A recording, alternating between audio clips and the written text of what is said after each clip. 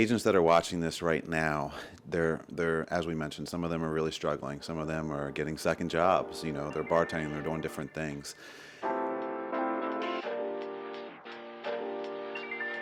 And we have the ability as agents in our industry to change lives for people. And if you do that consistently, day in and day out, you'll make money. So I'm so excited to be here today with my coach and real estate powerhouse, Emily Kettenburg. Emily has been a coach with the Tom Ferry organization for I don't know how long at this point, but a long time. She's run many successful brokerages and been a big player in the real estate game for a long time. So I'm super excited to chat with her today and get some of her insights. Yeah, well, I look forward to it. I think you're going to age me, but I've been with Tom for 7 years, but I've been in the real estate industry for 30. So let's not do that math, okay, kid? That's all right. But you've been through all kinds of markets, all kinds of dips and roller coasters and rise and regulatory changes. Obviously, the market right now is changing rapidly. We've seen interest rates rise. We've seen some regulatory changes possibly come in. There's a massive revolution in technology. What do you think agents should do right now to be preparing themselves for the future of real estate? It's a great question. I think that truly understanding our unique value proposition, our UVP, as agents, honestly, as our industry is really critical.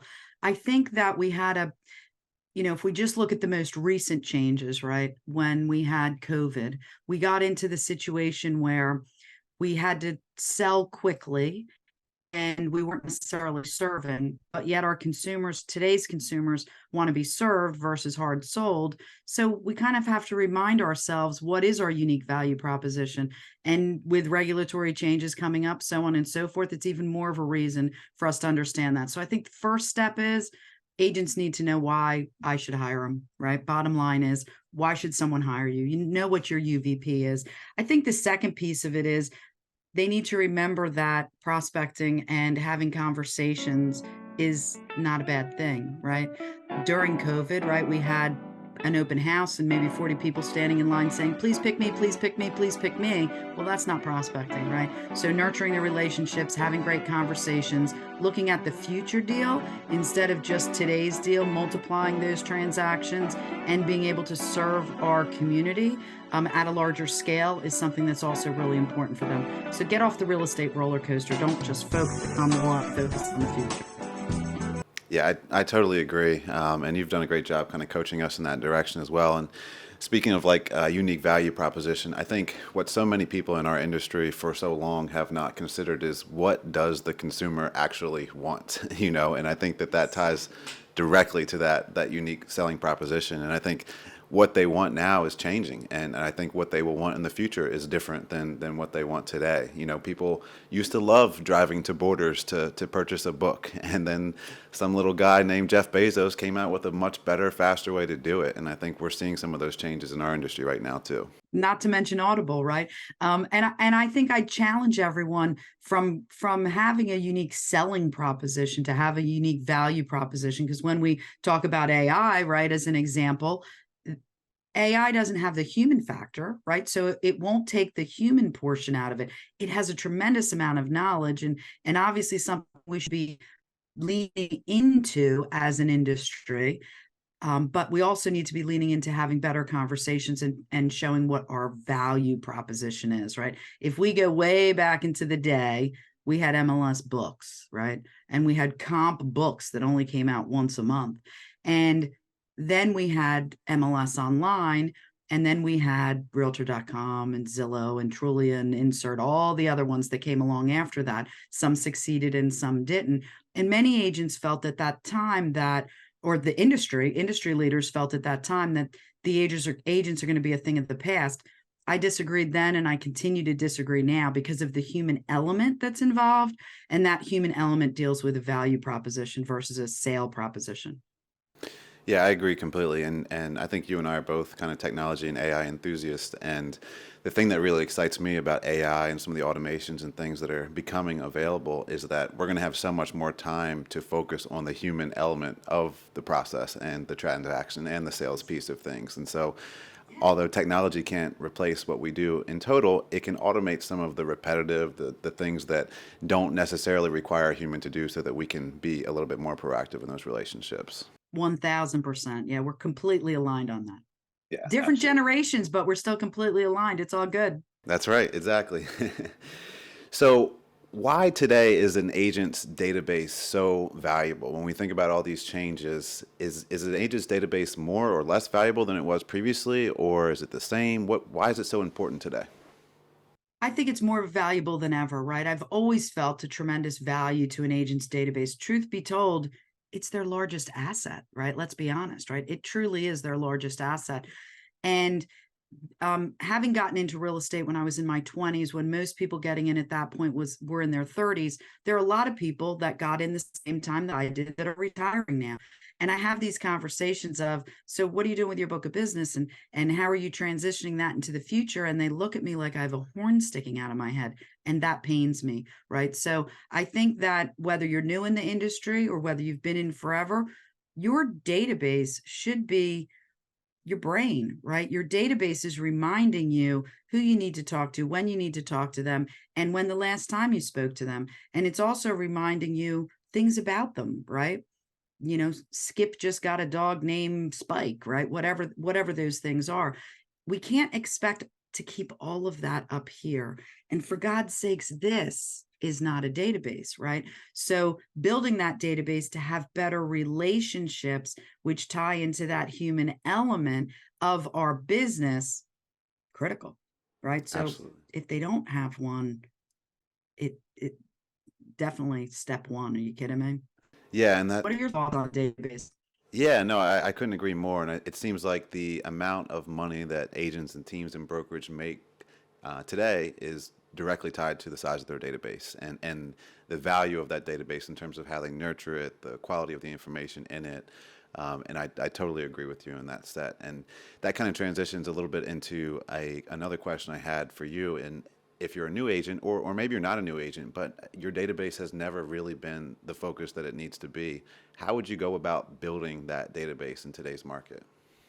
Well, one of the things that we do, with Ferry International is we sort of have an ABC of database building, right? Ask yourself a series of questions. And when people say to me, I don't know anyone, the first thing that I do is I say, do you have an iPhone? And they, 9 times out of 10, shout out to Apple, apparently, 9 times out of 10, they say yes. And I say, great, open your iPhone, open your contacts, scroll all the way to the bottom, and under the letters Z, you're going to have a number. And so they do. And then I say, if you properly built relationships with these people and nurtured them and had conversations with them, 5% of everyone in there would buy, sell, invest, or refer business to you. But yet you're presenting yourself telling me you don't have a database. I then go into typically a rant about who cut your hair, right? People, right? Do those people know what you do for a living, right? Steve Harney with Keeping Current Matters is an old friend of mine. And I remember him saying many years ago to my agents, you're acting like secret agents, right? Thank God we're not selling pens, right? We're selling a commodity that people love to talk about, but they won't talk to us about it if they don't know what we do for a living. So you need to be having conversations with people that everyone that without being super sicky salesy, right? That's how you build an effective database. So ask yourself a series of questions. Who do you know who, and who cut your hair, and who's your plumber, for God's sakes? Joe, my plumber, that he was a wonderful resource for me referring business to him referring business back to me. But when I first started, I didn't even have Joe in my database. What was I thinking? Right. So as you create buckets or tabs or tags or whatever you want to call them. I call them buckets of people that have a common thread, how it is that you know those people. Then when you have conversations with them, you're having conversations that are meaningful instead of calling them up and saying, want to buy a house, right? That doesn't work. Yeah.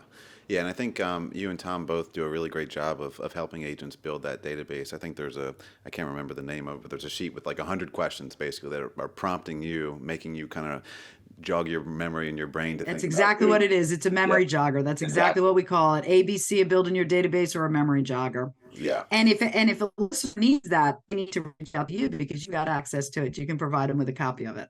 Yes, exactly. Yes. And I can't tell you how many transactions and people we've helped that were doctors, that were barbers, that were just people in our world that we weren't selling to them. We were just having conversations, and naturally conversations come up about what you do for a living, what I do for a living, and if they like you and they trust you, then things just kind of tend to work out in that way as well. Yep.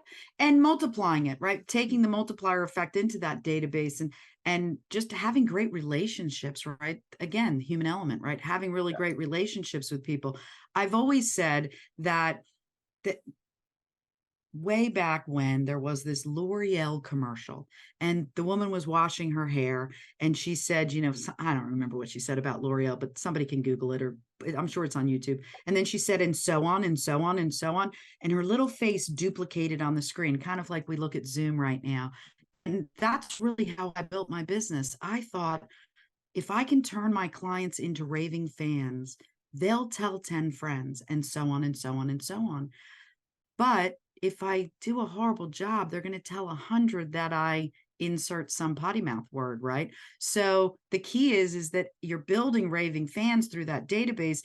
You may have people in there that never sell themselves, but remember, they buy, sell, they invest, or they refer someone to you. So it's a pivotal cornerstone of every real estate agent's business, anyone in sales, honestly. Yeah, absolutely. I totally agree. Kind of shifting topics a little bit, unless you're living under a rock, everyone I think is aware of the NAR lawsuit and the DOJ investigation now, and things kind of surrounding the industry and buyer's agency.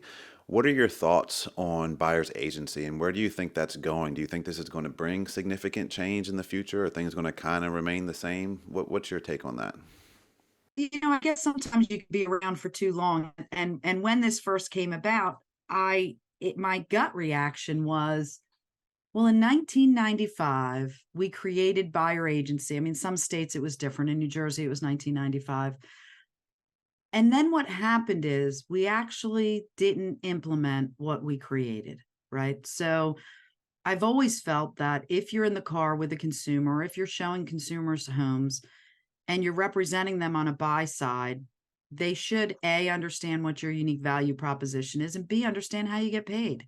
And I think that what happened is we forgot to implement what we had created. And if you really think about it, who pays the commission anyway, right? The person paying the commission on our settlement sheet is the seller right now, currently. And I guess today is, might as well say today's October 27th of 24, right? So currently it comes off the seller side of the RESPA sheet, but the buyer is being represented by a buyer's agent. So why wasn't that always coming off of the buy side of the RESPA sheet, right? The purchase price technically includes the commission anyway, because the seller's been paying it off of their side. So the buyer's the one bringing the money to the table. They've really been paying it. So I think that in a lot of cases, going back and looking at the history makes you not have your hair on fire right now.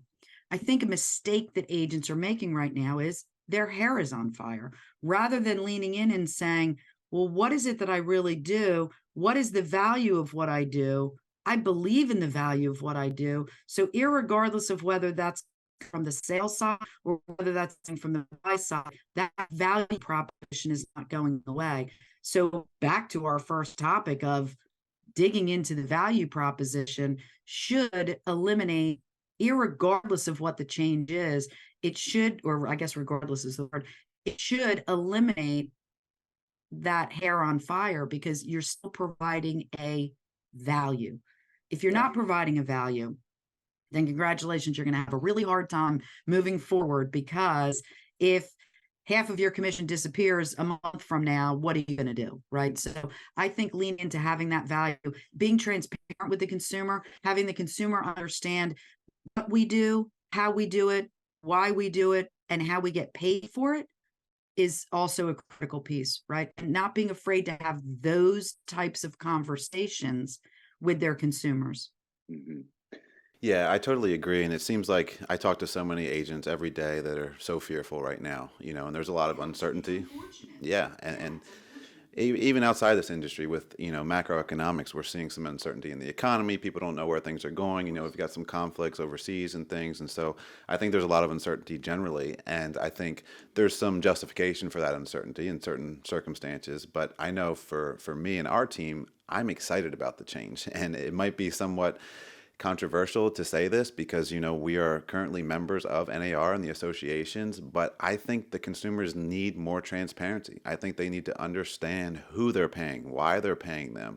I think they need to know that even though the seller is compensating that buyer's agent, that the buyer's agent is still representing them and their interest. And I just think there's a lot of things that we need to take a look at as an industry to make sure that we are providing the service that we're supposed to be providing as an industry as a whole in the industry. And I just think there's a lot of room for growth there for sure.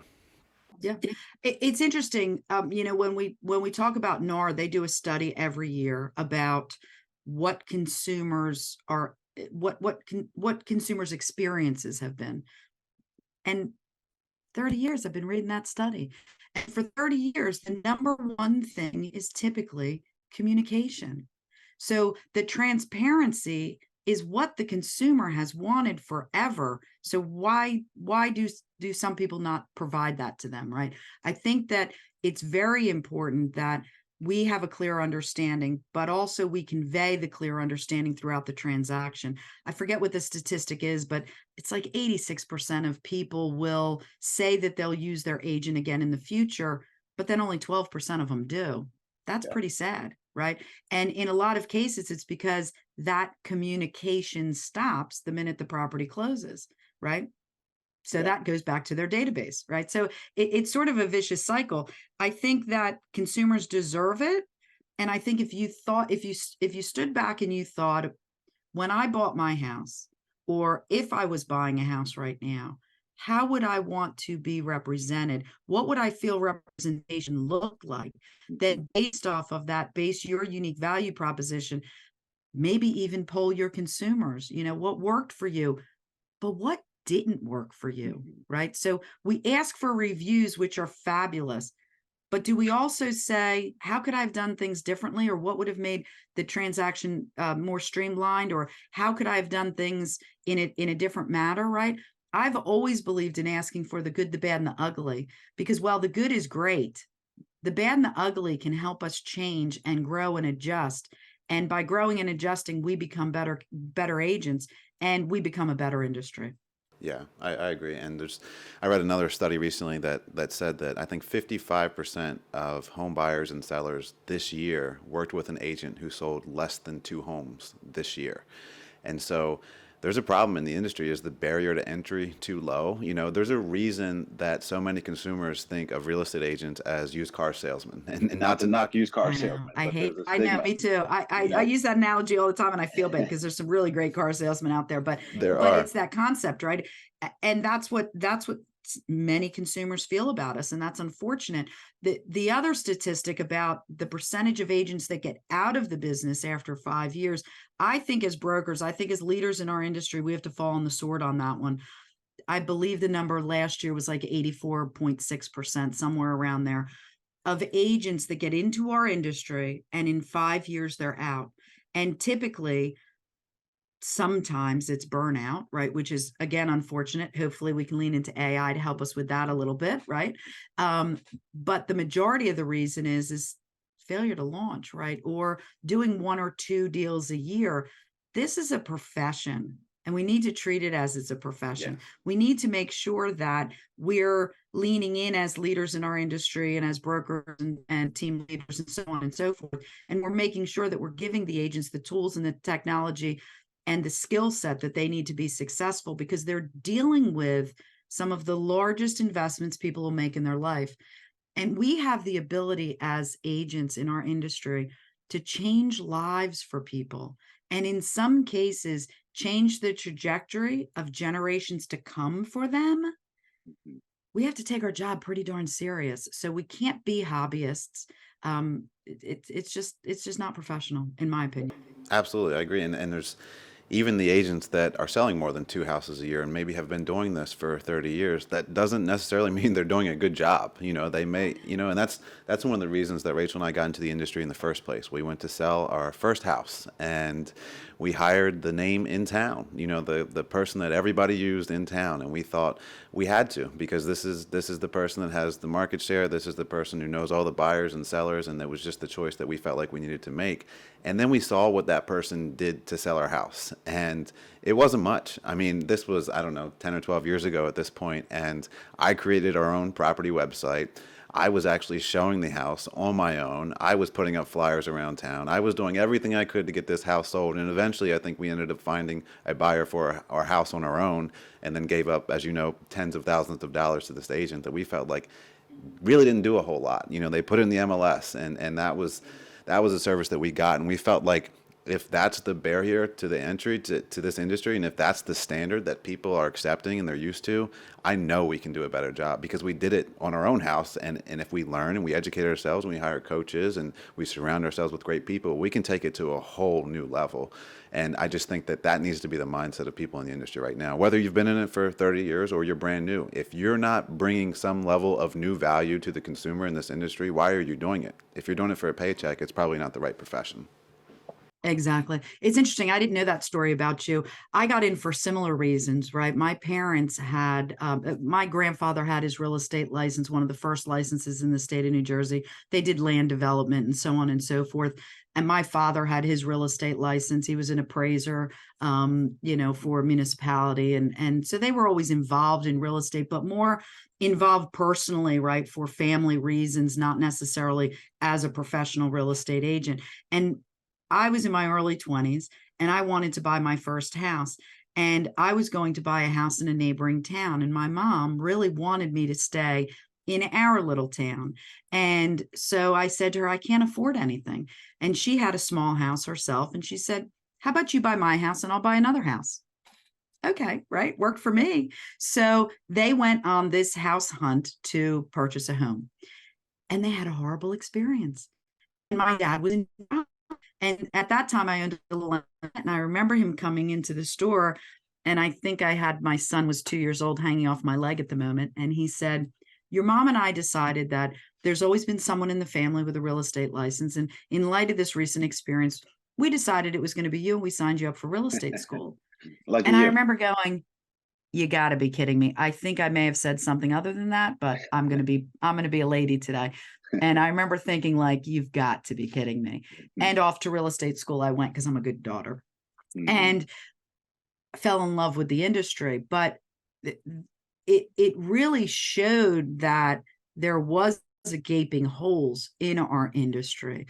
And that's unfortunate. I think that leads to a lot of the people that come in that aren't successful, which to me, again, turns itself to broker failure, right? But I think that we have, as leaders, we really have it's really our job to make sure that we're leveling up on a daily basis and that we're continuing to level up people in the future so that the consumers don't have the feeling that some consumers have about us, which actually ties me back to, you mentioned the word certainty a few minutes ago. And, certainty is a human need. It's actually the number one human need, right? So right now in 2024 and 2023, going into, we're dealing with a lot of uncertainty. So we need to remember that both the agents need to feel certainty as to the process, but the consumer demands and really should have, right? There's no reason why they shouldn't have certainty going into the process. So I think that's a pretty big word that people need to take serious also when it comes to being a professional in our industry, is making sure that they're conveying that to the consumers. The consumers deserve it. Yeah, absolutely. Shifting topics just a little bit. So many agents in this business right now, whether they're just coming into it or maybe they've been somewhere for a long time, are struggling, and they're struggling for a variety of different reasons. And I know, we're getting calls almost every day about agents just considering making moves to different brokerages or teams. And what should those agents be looking for in a new home? What makes transitioning make sense? If they're going to leave where they're at or if they're brand new coming into the industry. Yeah, it's a tough question. I mean, it's a great question. I think that the agent first needs to think about what they think support looks like to them. Mhm. I also think they need to look at what accountability looks like to them, because everyone has a different definition of that, right? So going in and making sure that you're looking at what support means to you, Mhm. what culture means to you, what accountability means to you, before having a conversation, an interview sort of process, I think is super important. Not everyone is for everyone. And if we can use the dating analogy, right? When we're dating, we're sort of go into it knowing what works for us and what's not going to work for us. But yet when some people come into our industry, they don't stop and think what works for me and what doesn't work for me. So some groups are set up with high accountability. I know that yours is, which is a beautiful thing, also set up with a high level of support, and really great culture. There may be people that culture doesn't work for them, and then they're not your person, and that's okay, right? But I think that the agent first needs to say, what does it look like to me? And then how do I find that group that I'm going to feel that I can collaborate with, right? Because real estate, believe it or not, despite the fact that we talk to people all day long, is a lonely business for agents, right? Especially solo agents. So we really need to make sure that we have that support, culture, collaboration around us to be able to help us.